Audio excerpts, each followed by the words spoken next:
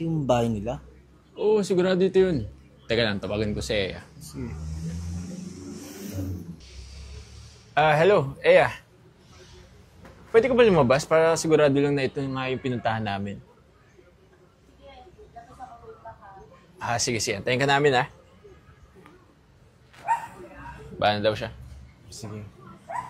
Ian! Kita mo, dyan pala. Tika tayo dito. Kaya nga, hi, Eya. Si Russell nga pala, kaibigan ko. Russell, si Eya, nililigawan ko. Ganda niya. Hi, Eya. Nice to meet you. Nice to meet you din. Ano, tara, pasok tayo sa loob. Sige, tara. Tara.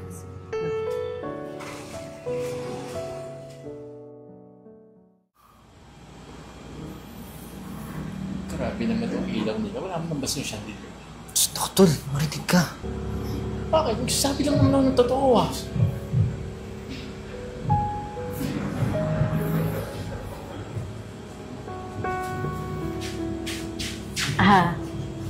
Guys, si Mama nga pala.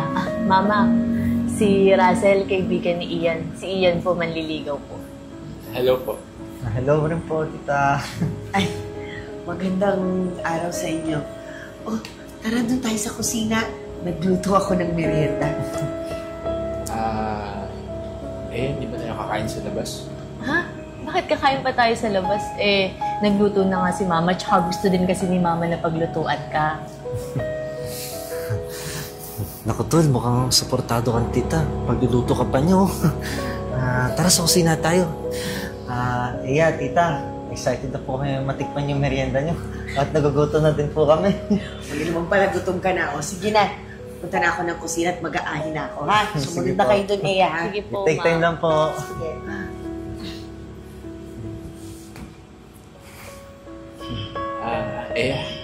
Wala ba kayong aircon dito? Wala eh. Kasi ang init-init kasi. Sayang naman yung forma ko. Medyo nagpapawisan ng damit ko. Mahal pa naman ito. Sige, okay lang ba? Kuha na lang ako electric fan. Wala kasi kami aircon eh. Iya, gusto mo tulungan na rin kita magbuhat ng electric fan, ha? Sige. Sige, take ka naman natin. Sige, ako na ba sa electric fan?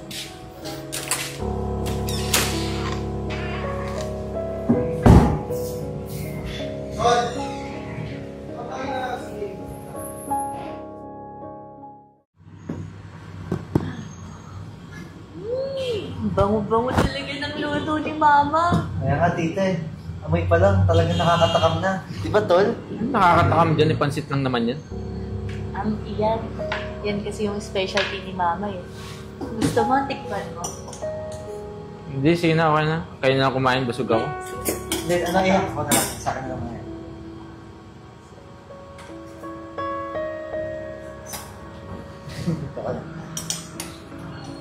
Solid talaga itong luto nyo. Buti marunong po kayo magluto, tita. Buti naman, Iho. Nagustuhan mo yan luto ko.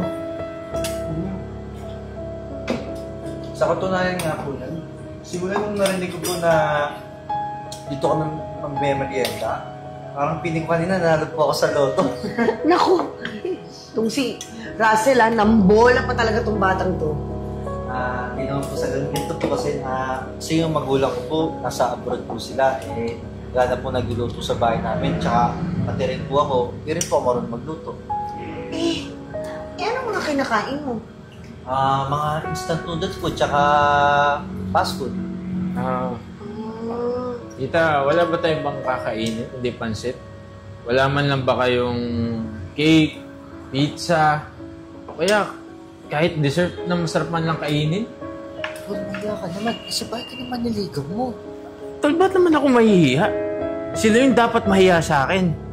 Tignan mo naman ako, nag-ayos pa ako, mahal ng suot-suot ko. May accessories pa ako. Phone ko, 2. Tapos papakain nila sa akin, pansit. Tol, ano ba problema mo sa pansit? Tignan mo muna, maniwala ka, masarap po. Tol, sorry pero kahit kailanman, di ko pinangarap na kumain ng pansit. Tara na kain na tayo sa labas Alam mo, meron kaming alam na kainan. Doon kami kumakain ng family ko Mahal doon. Maganda doon. Alam mo, Ian, kanina ka pa eh. Hindi ka ba tinuruan ng magulang mo ng good manners and right conduct? Gusto mo explain ko pa sa'yo? Hey! Easy lang. Gusto mo naman na kumain tayo sa masarap na kainan eh. Hindi yung dito lang sa bahay, hindi naman kagandahan. Kupal ka rin eh, no? Anong tingin mo? Sasama ako sa katulad ng masama ugali? Uy, watch your words ha. Masalamat ka nga, niligawan pa kita eh. What's your attitude ka mo? Alam mo, kahit sino babae masusuka sa ugali mo. Pasalamat ka pumayag ako ligawan mo ako eh. Tol, sobra ka na tol. Mahiya ka naman kay tito. Ah, talaga? Sila ba talaga kakampihan mo? Ba't sila ba kaibigan mo? Oo, tol. Kaibigan tayo pero hindi kupal na katulad mo. Alam mo, Iho, mapera ka lang eh. Pero ang sama ng ugali mo. Kanina pa nga ako nagtitimpi sa'yo eh, kung hindi ka lang nanliligaw dito sa anak ko. Sige ma, huwag ka na magtimpi. Kupal yan. Yo, nakaranas ka na ba ng sampal ng katotohanan, ha? Hello! Kahit nga siguro mo, kahit dumapi sa mukha ko eh. Linis kasi masyado. Talaga? Ha?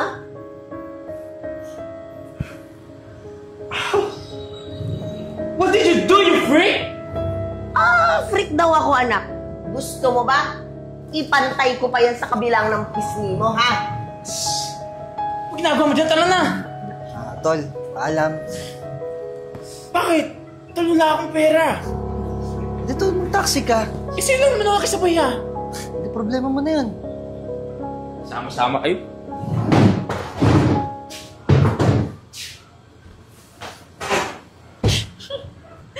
Mama naman eh, tinakot mo. Eh, ang kupal kasi eh. Tita, pasensya na po kayo sa kaibigan ko ha. Masyado po kasi talagang mayabang yun. Spoiled po kasi. Alam mo, Iho, buti na lang hindi ka nagmana doon sa kupal mong kaibigan, no? Ay, hindi po. Hindi po mangyayari yun. Yun nga eh, kahit mayaman ka, Iho, hindi ka nandidiri dito sa simpleng bahay namin. Actually po, wala naman po talaga nakakadiri sa banyo. Sadyang OA lang po talaga si Ian. Russell, salamat ha. Alam kong kanina mo pa pinipilit si Ian na makisama. Kaya nga eh, actually kahit rin ako, alam ko rin po yung mali niya, kaya no choice, kailangan ko rin siyang suwayin din. Mabuti ka pa, Iho. Mabuti ang puso mo. Pero kung alam mo, ikaw ang manliligaw dito sa anak ko, hindi ako magdadalawang isip. Talaga po ba? Naman eh. Pero kung totoo niyan, ako talaga may gusto sa'yo nung una pa lang, kaso talagang nawa na talaga si Ian sa akin eh. Ano? Ganito yun. Natatanda mo ba nung high school tayo? May nagbigay sa'yo na chocolates. So, ikaw yung secret admirer ko? Oo nga, ako yun Ian. Diyos ko naman pala, may plot twist. Sige na, ligawan mo na tong anak ko. Suportahan pa kita. Depende po yun kung papayag po siya. Ano Iya? Papayag ka ba? Sige na nga. Thank you, Iya. Salamat po sa blessing. Ito naman, maka-blessing. Akala mo naman, ikakasal na. Sorry po. Masyado lang po ako masaya ngayon. Ay, naku. Sige na. Ligawan mo na tong anak ko. Ituloy na natin tong kain, ha? Sige, kumain mo. Muna po talaga tayo. Tara, Iya. Nakakabahan ka na Tara, naman. kain po. Siyempre. Hindi pa naman ako eh. Nangikilig na eh. Iho, dahan-dahan ang kain, ha? Baka mabilaukan ka. Kain ka na. Sige na. Sa kanya pa lang, busog na ako. Isang masarap sa luto ko. Salamat po.